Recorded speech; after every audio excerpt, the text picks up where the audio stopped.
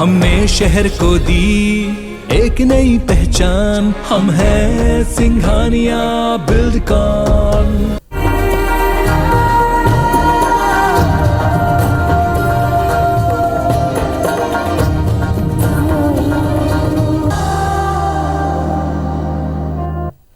नमस्कार, धरोहर में स्वागत है आप सभी का। मैं हूं आपके साथ ज्योति सिंह। हमारी आज की खास पेशकश है विदिशा की स्वर्णिम निशानियां। जी हां, आज हम आपको बताएंगे मध्य प्रदेश में विदिशा के पास मौजूद ऐतिहासिक नगर ग्यारसपुर से जुड़े रहस्य। साथ ही दिखाएंगे शहर में बने संग्रहालय की कहानी, जहां रखी हैं पाषाण प्रतिमाएं। शहर का गौरवशाली इतिहास जानकर आप हैरत में पड़ जाएंगे। तो फिर देर किस बात की, चलिए करते हैं स्वर्णिम सफर।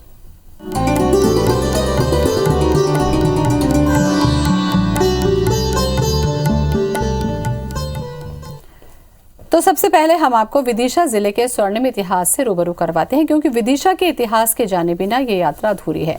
तो चलिए आपको बताते हैं कि यहाँ स्थित म्यूजियम और विदिशा के इतिहास के बीच क्या संबंध है।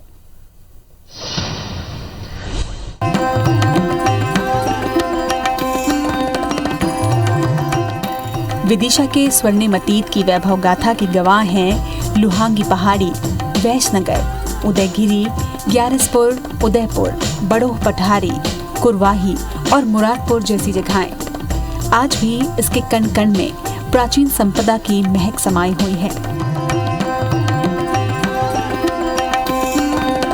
इस क्षेत्र में हिंदू, जैन और बौद्ध धर्म की मूर्तियां, स्मारक और मंदिर बड़ी संख्या में मौजूद हैं। कौटिल्य और महाकवि कालिदास की रचनाओं में भी विदिशा की चर्चा है। वेसनगर, वैसनगर, वैशवनगर, विदिशा, वेदिशा, बेदसा, भिल्ला, स्वामीनगर, भेलसा, आलमगीरपुर और अब विदिशा के नाम से ये शहर जाना जाता है। यहाँ धर्म, दर्शन, भाषा, साहित्य, ललित कला और लोक संस्कृति के कई रंग एक साथ देखने को मिलते हैं। मध्य प्रदेश का ये भाग सभ्यता के प्रारंभ से आज तक कई संस्कृतियों का समन्वय स्थल रहा है। प्राचीन साहित्य, सिक्के और अभिलेखों में विदिशा का नाम बार बार नजर आता है। प्राचीन काल में विदिशा में हैह वंशी राजाओं का शासन था। रामायण काल में राम के भाई शत्रुघ्न ने इस प्रदेश के यादव राजवंश को पराजित कर अपने पुत्र सुबाहु को यहाँ का शासक नियुक्त किया था। बौद्ध काल में विदिशा प्रदेश की राजधानी हुआ करती थी। मौर्य सम्राट अशोक का विवाह विदिशा की एक श्रेष्ठी वैश्य कन्या से हुआ था। उन्हीं के पुत्र महेंद्र और पुत्री संघमित्रा बाद में राजदूत बनकर लंका गए। अलग अलग दौर में यहाँ मौर्य साम्राज्य, सुंग, नागवंश, गुप्त वंश, राष्ट्रकूट, प्रतिहार, चंदेल, परमार और चालुक्य वंश का आधिपत्य रहा। कई सदियों का इतिहास विदिशा की हवा में सांस ले रहा है। Bureau report, IBC 24। विदिशा जिले में ग्यारसपुर एक ऐसी जगह है जिसे देखकर एक बार की सांची की याद आती है। यहाँ पुरातन महत्व की कई निशानियां हैं। ग्यारसपुर अपने भव्य मंदिरों, देवालय और कलाकृतियों के लिए विख्यात है।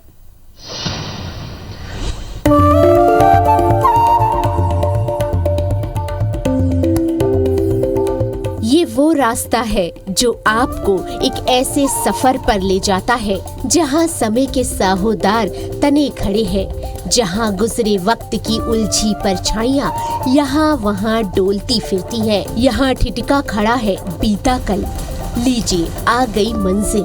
ग्यारसपुर की इस पुरातन भूमि में स्वागत है आप सबका। मध्य प्रदेश के विदिशा जिले में स्थित है ग्यारसपुर तहसील। विदिशा से 37 किलोमीटर दूरी पर नेशनल हाईवे नंबर 86 पर आबाद है ग्यारसपुर का संसार। इतिहासकार इसे सांची जैसी ही अहम पुरातात्विक साइट करार देते हैं। विश्व प्रसिद्ध शाल भंजिका की प्रतिमा यहीं मिली थी। साल 1933 में ये प्रतिमा मिली थी। अभी ये प्रतिमा राज्य शासन के ग्वालियर स्थित केंद्रीय गुजरी महल संग्रहालय में रखी हुई है। विदेशों में आयोजित कला प्रदर्शनियों में भी ये बेजोड़ कलाकृति अपना लोहा मनवा चुकी है। शाल भंजिका को लेकर कहा जाता है ये विश्व की सुंदरतम प्रतिमा है। इसे आज भी देखकर ये लगता है कि ये पाषाण मूर्ति जीवंत है और मुस्कुरा रही है। सौंदर्य बोध से परिपूर्ण सुंदरता की ये अनुपम कृति आज देश के धरोहरों में प्रमुख स्थान रखती है। ग्यारसपुर को ग्रामीण मालव देव या माला देवी भी कहते हैं। लोग इसे माला देवी मंदिर के नाम से भी जानते हैं, जो अपने आप में एक बेजोड़ निर्माण है। ग्यारसपुर बाजरा मठ या ब्रिज मठ, हिंडोला तोरण द्वार, अठखंडा, मानसरोवर ताल, मनोकामना तलैया और ठेकीनाथ जैसे पुरातन आकर्षणों के लिए प्रसिद्ध है।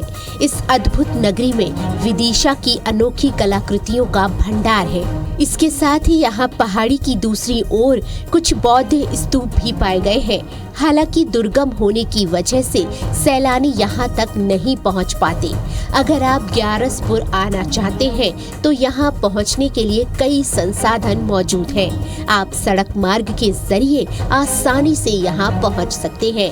आपको बता दें कि विदिशा से ग्यारसपुर 37 किलोमीटर की दूरी पर है, जबकि खजुराहो से ये 360 किलोमीटर की दूरी पर है। विश्व प्रसिद्ध पर्यटन स्थल सांची से इसकी दूरी 45 किलोमीटर है। वहीं ये भोपाल से 93 किलोमीटर की दूरी पर मौजूद है। ग्यारसपुर अपनी बेजोड़ पुरा संपदा और पाषाण शिल्प के लिए जाना जाता है। अगर आप पत्थरों पर रचे जीवंत संसार को निहारना चाहते हैं, अगर आप हवाओं में घुली अतीत की शब्द लहरियों को सुनना चाहते हैं, तो ग्यारसपुर के द्वार खुले हैं आपके लिए। Bureau report IBC 24। अब आपको ग्यारसपुर के उन दर्शनीय स्थलों के बारे में बताते हैं जो पर्यटकों के लिए आकर्षण का विशेष केंद्र बनते हैं। ग्यारसपुर के दक्षिण पश्चिम में स्थित है भव्य और ऐतिहासिक माला देवी मंदिर, जो अपनी बेजोड़ कलाकृति के लिए मशहूर है। पहले मंदिर किसी देवी को समर्पित था, लेकिन बाद में ये जैन मंदिर में तब्दील हो गया।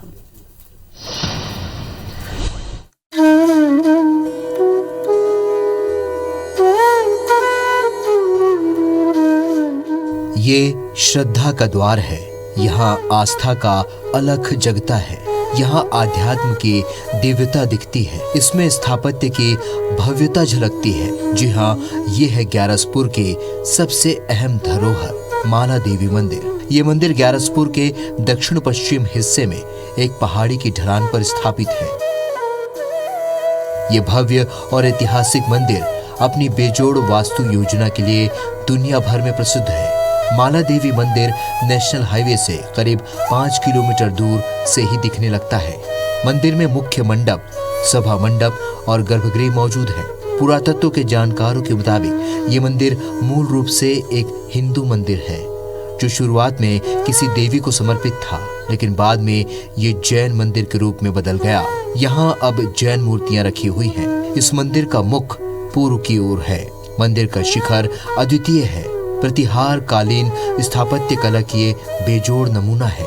कहा जाता है कि राजा भोज के वंशज और उदयादित्य के पौत्र मालव देव ने पहाड़ी के एक और मनोरम उपत्यका में इस सुंदर विशाल मंदिर को बनवाया था। ये मंदिर उनके नाम का अपभ्रंश होकर माला देवी का मंदिर कहलाता है। माला देवी मंदिर के दाईं ओर एक मनोकामना तलैया है, जिसे लेकर ये कहा जाता है कि जो भी व्यक्ति अपने मन में कामना रखते हुए उसमें पत्थर फेंकता है, उसकी वो मनोकामना पूरी हो जाती है। ग्यारसपुर में आकर के काफ़ी अच्छा लगा। यहाँ की पुरासंपदा विश्व में बेजोड़ है। यहाँ पर माला देवी का मंदिर है, मानसरोवर तलैया है। यहाँ पर माला देवी का मंदिर है, तोरण द्वार देखा हमने, अठखंबा देखा, मानसरोवर तालाब देखा। अठखंबा में तो हमें कुछ अपने खजुराहो की झलकियाँ भी देखने को मिलती हैं। माला देवी मंदिर तक पहुंचने का रास्ता काफी जर्जर है। केंद्रीय पुरातत्व सर्वेक्षण विभाग ने यहाँ पर्यटकों के पहुंचने के लिए पहाड़ी को काटकर कुछ सीढ़ियां निकाली हैं, जहां लोग चारों ओर से घूमकर मंदिर को देख सकते हैं। मंदिर की स्थिति भी बेहतर नहीं है। जगह जगह से मंदिर दरक रहा है। और कुछ पत्थर फिसलकर नीचे भी आ गिरे हैं, जिसे देखते हुए सुरक्षा के लिहाज से अब पुरातत्व विभाग ने सैलानियों का मंदिर में प्रवेश वर्जित कर दिया है। हालांकि पहले लोग मंदिर के अंदर परिक्रमा किया करते थे। दरअसल एक आकाशीय बिजली गिरने से मंदिर का सिरा बिल्कुल कमजोर हो चुका है। यही वजह है कि यहाँ आने वाले सैलानियों की संख्या पहले के मुकाबले कुछ कम हो गई है। बहुत पुराना मंदिर है ये, लेकिन बदहाली इसकी ये है कि ये ना यहाँ पे जो पर्यटन को आना चाहिए वो पर्यटक आ नहीं पाता यहाँ पे। उसके लिए क्या है कि यहाँ पे उसे ना तो उचित रास्ता दिखता है कहीं पे आने के लिए। बहुत ही अच्छा है सब कुछ देखने के लिए, बहुत ही, लेकिन चूंकि इधर इसकी कोई भी सुविधा नहीं है और कोई भी इसकी देखभाली नहीं की जा रही है। सांची में जो लोग देखने आते हैं और सांची में जो लोग देख के जा रहे हैं अभी सब लोग, यदि वो भी इधर आए तो ये बहुत अच्छा होगा। एक तो है ना यहाँ रहने करने की रुकने की उनकी प्रॉब्लम है थोड़ी, है ना रोड भी थोड़ा अच्छा नहीं था, अभी बना है तो अब आना चाहिए, हो सकता है आगे आएंगे। ये मंदिर सुनहरे इतिहास का गवाह है। इसकी दीवारों पर उकेरी गई नक्काशियां बेजोड़ शिल्पकला की मिसाल पेश करती हैं। यहाँ आकर ऐसा लगता है जैसे हजारों साल पुराना वक्त ऐन हमारे सामने आ खड़ा हुआ है और हमको अपनी जुबानी सुना रहा है भूली बिसरी कहानियां। Bureau report, IBC 24। ग्यारसपुर के आकर्षणों में हिंडोला तोरण और अठखंबा भी शामिल है। इनकी बेजोड़ पाषाण कलाकृति पर्यटकों को अपनी ओर खींचती है। यहाँ पहुंचने वाला हर पर्यटक इनके बारे में ज्यादा से ज्यादा जानने को उत्सुक रहता है।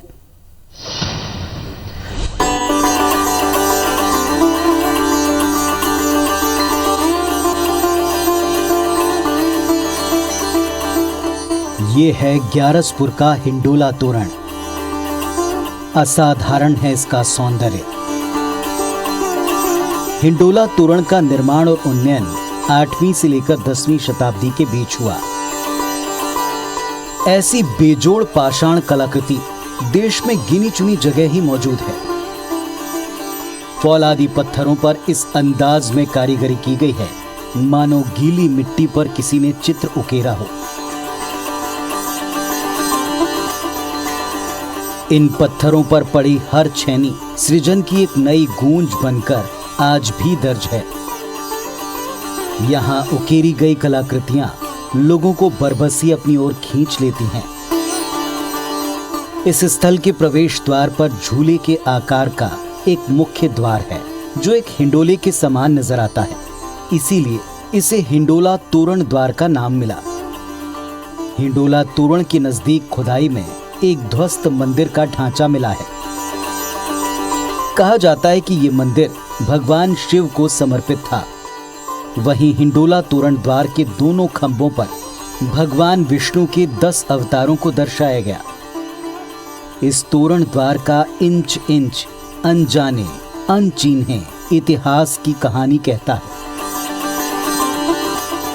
ग्यारसपुर के हिंडोला तोरण की तरह ही एक और अहम दर्शनीय स्थल है जिसका नाम है राज अठखंबा। ये जगह अपना वैभव खुद ही बयां करती है। राष्ट्रीय राजमार्ग 86 पर ग्यारसपुर के बस स्टैंड के बिल्कुल नजदीक मौजूद है ये अठखंबा। यहाँ एक प्राचीन मंदिर के भग्नावशेष मौजूद हैं जिनमें 4 स्तंभ, सभा मंडल, अंतराल और स्तंभ मौजूद है। मंदिर के स्तंभ पर 1039 संवत का एक लेख खुदा हुआ है जो इसके निर्माण का इतिहास बताता है। अठखंबा के ऊपरी भाग पर नृत्य करती नायिकाओं की मूर्तियां हैं। ये मूर्तियां श्रृंगार रस की बेहतरीन मिसाल पेश करती हैं। इन्हें देखकर एक बारगी खजुराहो की याद आ जाती है। भग्न मंदिर के गर्भगृह का तोरण भी काफी अलंकृत है, लेकिन अभी तक इस पुरातन संपदा को वैसे संरक्षण नहीं मिला जैसे होना चाहिए। नतीजा ये अठखंबा के चारों ओर बेजा कब्जों की बाढ़ आ गई है। आलम यह है कि राष्ट्रीय राजमार्ग से महज 5 कदम की दूरी पर यह बेजोड़ कलाकृति स्थापित है, लेकिन अतिक्रमण के चलते ये दिखाई नहीं पड़ती।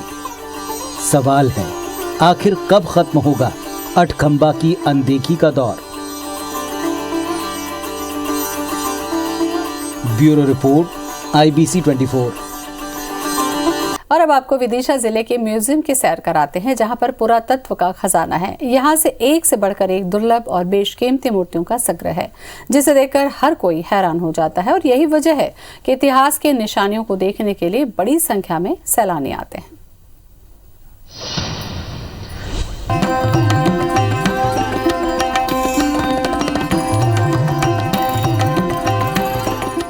विदिशा का ये म्यूजियम हर सैलानी के लिए आकर्षण का एक बड़ा केंद्र है। भोपाल सागर रूट के NH 86 पर स्थित इस संग्रहालय में हर रोज बड़ी संख्या में सैलानी पहुंचते हैं।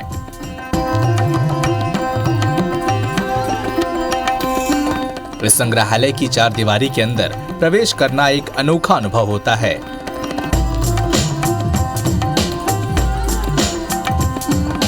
प्रवेश द्वार के बिल्कुल बाईं ओर एक छोटा सा हिस्सा है, जहां विदिशा जिले के इतिहास से जुड़े साहित्य मौजूद हैं।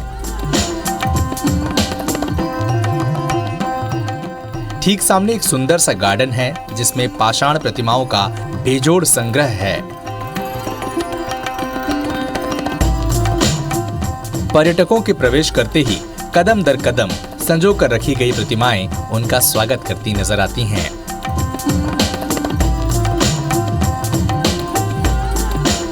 रात के समय दुधिया रोशनी में इसकी सुंदरता देखते ही बनती है। संग्रहालय के मुख्य द्वार पर धन कुबेर की लगभग 11 फीट की ऊंची प्रतिमा खड़ी मिलती है, जिसकी चौड़ाई लगभग आधा मीटर है। ये प्रतिमा बलुआ पत्थर से बनी है।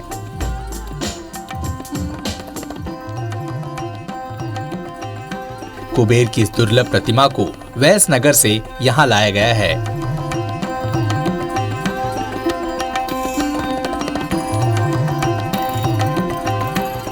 प्रतिमा की बाईं ओर विशाल आकार का एक बना हॉल है, जो लगभग 40 फीट चौड़ा और 150 फीट लंबा है। यहाँ कई और पाषाण प्रतिमाएं रखी गई हैं। धन कुबेर की प्रतिमा के ठीक पीछे सुंदर गैलरी बनी हुई है, जिन्हें बेतवा, वैष्णव, सामान्य गैलरी और उत्खनन बरामदा के नाम से जाना जाता है।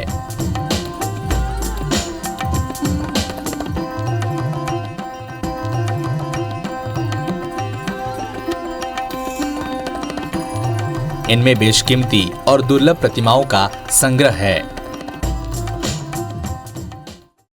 कुबेर, आपके गरुड़ासन विष्णु जो प्रतिमा है 20-25, उनको देख के बहुत मन मोहित हो जाते हैं। विदिशा के इस पुरातत्व संग्रहालय में छोटी बड़ी को मिलाकर कुल 1261 प्रतिमाओं का संग्रह है, जिनमें से 526 प्रतिमाएं गैलरियों में और लगभग 700 प्रतिमाएं बाहर स्थापित हैं।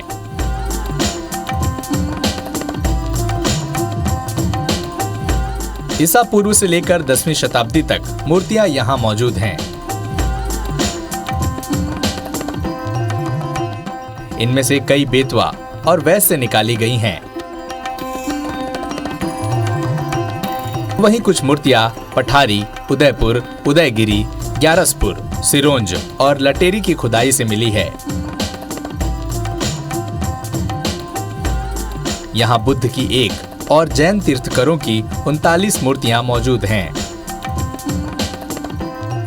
धन कुबेर की 2, विष्णु की 29, यक्ष, कामदेव और सूर्यदेव की भी कई मूर्तियां मौजूद हैं।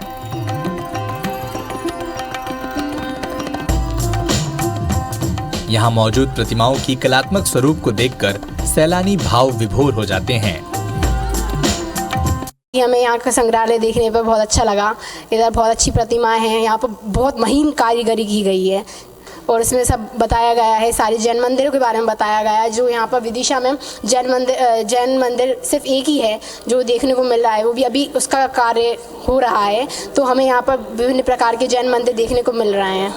जो हमको ये जो स्टैचू वगैरह दिखा है ना, इतना हमको पसंद लगा कि ये विदिशा के आर्कियोलॉजिस्ट ने इतना तुम ये करके रखा है, संभाल कर रखा है। Really it's wonder. बहुत अच्छा लगा है। इस संग्रहालय के शाल बरामदे में भी प्रतिमाओं का अच्छा खासा संग्रह है।